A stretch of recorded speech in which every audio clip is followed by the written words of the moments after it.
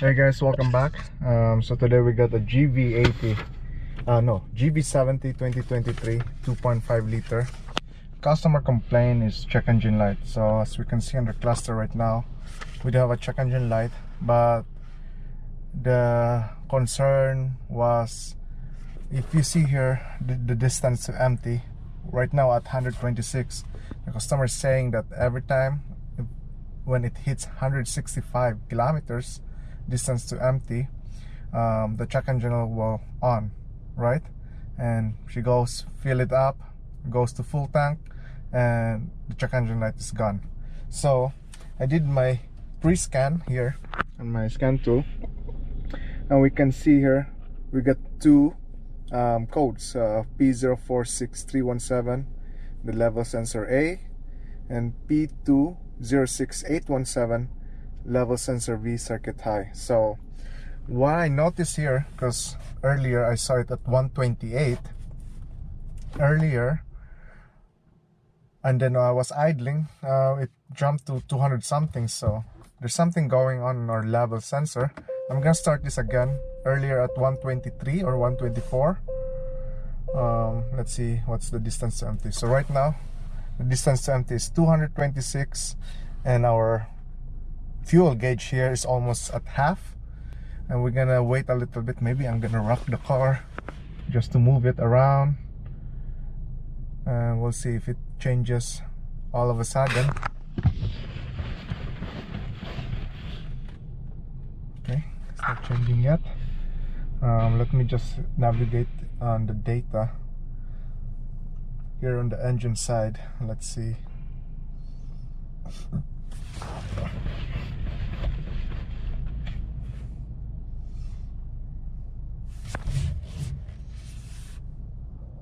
And usually with a circuit high, it's either we got a poor connection on that one, and since this car has still 4,000 kilometers, most likely we have that issue.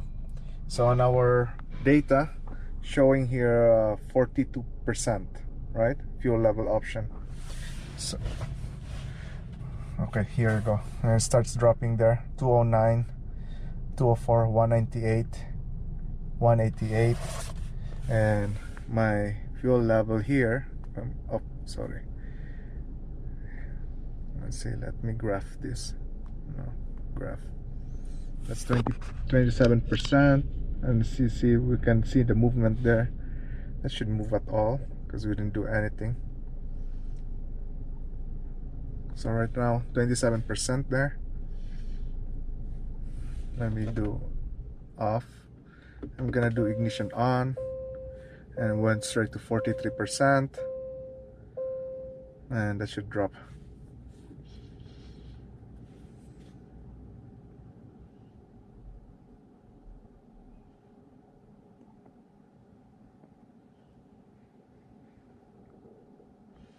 So this is kind of interesting, because when I asked the advisor, that the customer specifically said at 165 distance to empty, the check engine light will be on. So that's kind of weird, right? So yeah, let's just wait until this one drops. I think maybe around less than 2 minutes, 3 minutes, it's gonna start to drop. And then let's locate our fuel sending unit, or that connection. For sure it's under the seat, and we'll remove the seat, and then let's just do a visual inspection.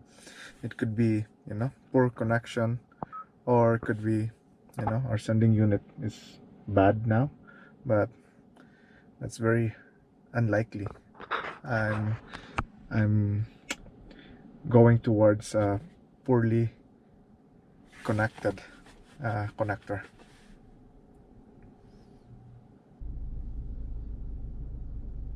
Okay, so now it dropped at 39, 36, 35, 33, 30,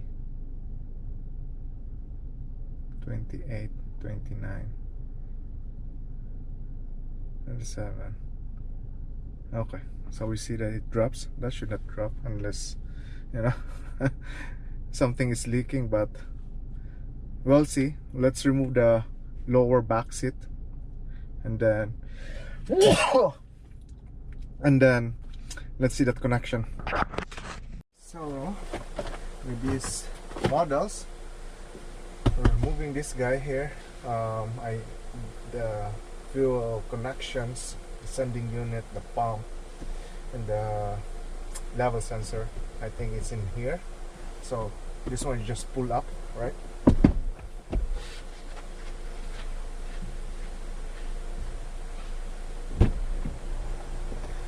Same thing with your other side.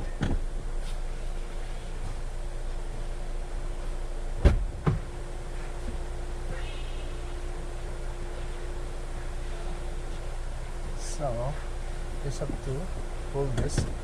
There's gonna be a connector at the back for your heated seat, so don't forget about that. Same thing on the other side.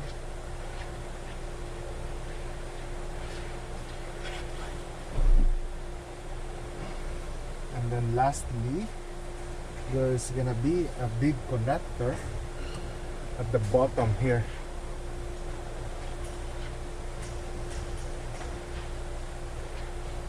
It's a white connector, so you just have to remove that.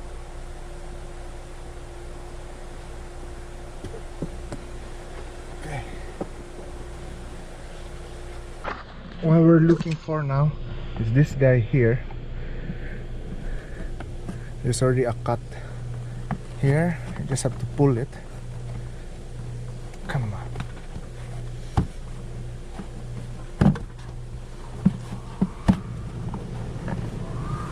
Let's not touch anything yet.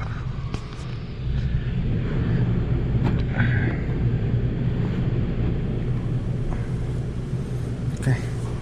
So there's four screws that's holding this cover. Oh, come on, man. If it's hard, just grab a blade, right? Okay, so got my tools here. Just cut this guy here.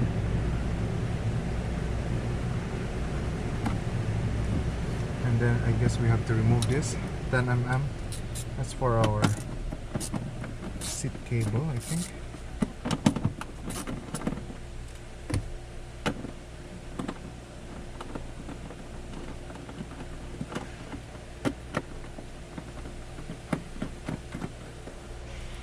Put that aside. Okay, that's good.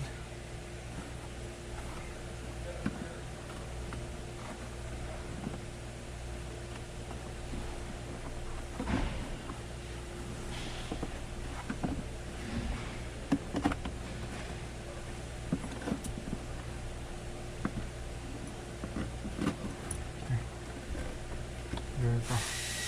Now just use your screwdriver or a 8mm socket.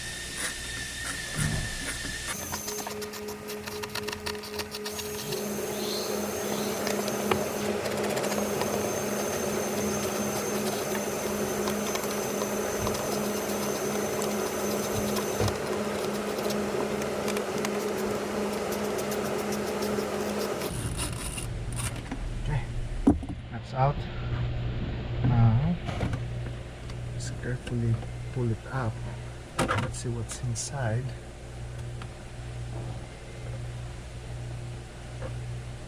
Let's see our connections there. It looks like our connections are intact in there.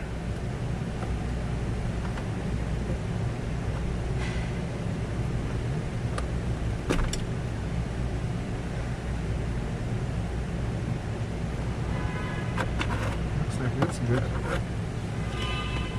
I'm gonna try to do an ignition on and see if we have something. Now I'm thinking if we have something on the harness side. Let's see if it will, if I'm gonna see a reading on it, and if it starts dropping, it could be that we have a harness thing, or maybe if I'm gonna unplug this, it will go to default and it won't read anything. So let me do but I need the engine running though. You know what, let's do ignition on first. Okay, so ignition on. My reading on my scan tool shows 5% there. Alright, I'm gonna plug this back in, and now I'm reading 43% there, 42. Maybe I'm gonna try to play around with these connections, which I don't think will make a difference. And earlier we tried an ignition on scenario. It took time that, you know, we're waiting for that drop, but during engine running, after a few minutes it drops, right? So what I'm gonna do next is I'm gonna try to wait a little bit with ignition on. Let's see if we can recreate the problem that's dropping.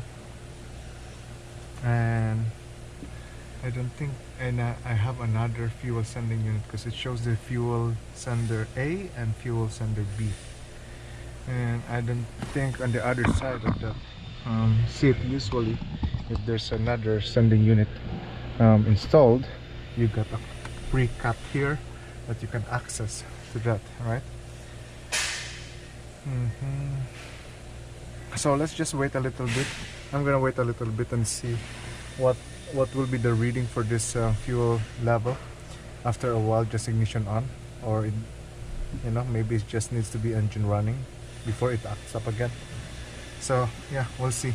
And then maybe we're gonna try to do some voltage check here when it's doing that, so that we know that, you know, because that sending unit is just a signal going back to the ECM and to the cluster. So if it's affecting through that, we know that most likely we have a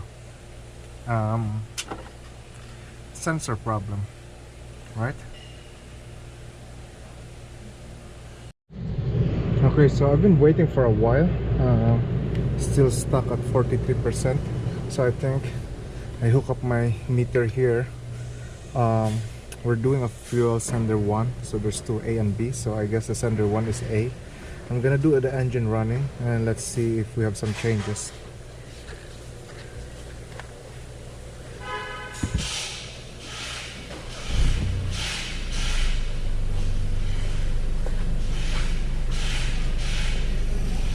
So right now we're at 42%. My multimeter is reading 7.7 volts, right? Let's see if this will do something.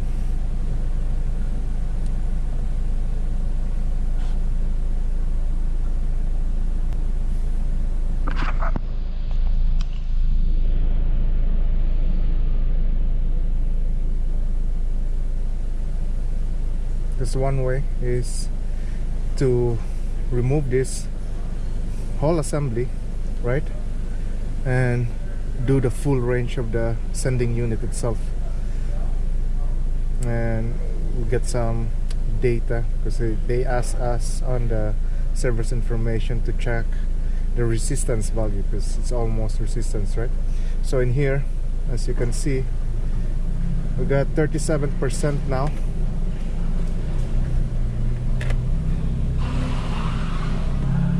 %, 30. My voltage reading is still the same. I'm gonna transfer this lead here to the other one, sending 2, and see what's the number there. Let's 8 volts.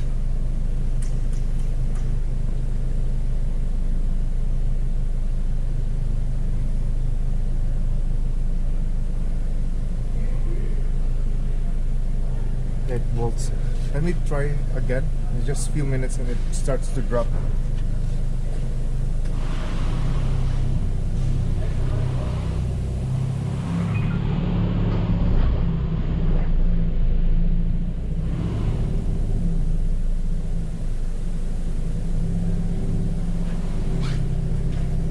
So right now 7.3 volts there for, that's our sending 2.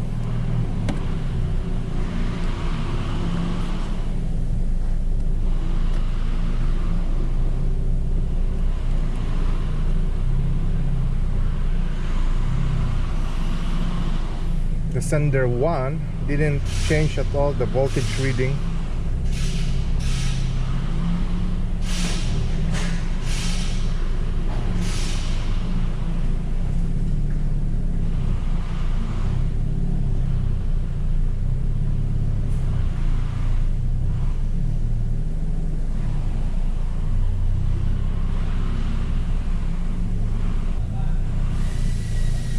Okay, so our fuel level on the data starts to drop now, 33% from 42,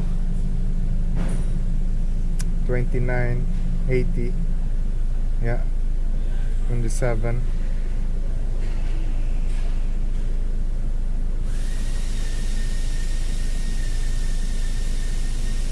So clearly we have some issue, because when we went to the sender 1, didn't do anything at all, didn't change that data, especially when we read our meter. It's staying at 0.6 volts, I think. Let me double check that. 0.6 volts, yeah, 0.6 or 0.7 volts, right? It didn't change when this scenario starts happening, the drop of the signal. But on our fuel level 2 or sender 2 or B, when the data here changes, this guy changes too on our meter. So the only thing that shows that changes, because right now we're connected on that connector, right, is the fuel sending unit, right, or the level sensor. That's the only possibility for me, right? Maybe something messed up there.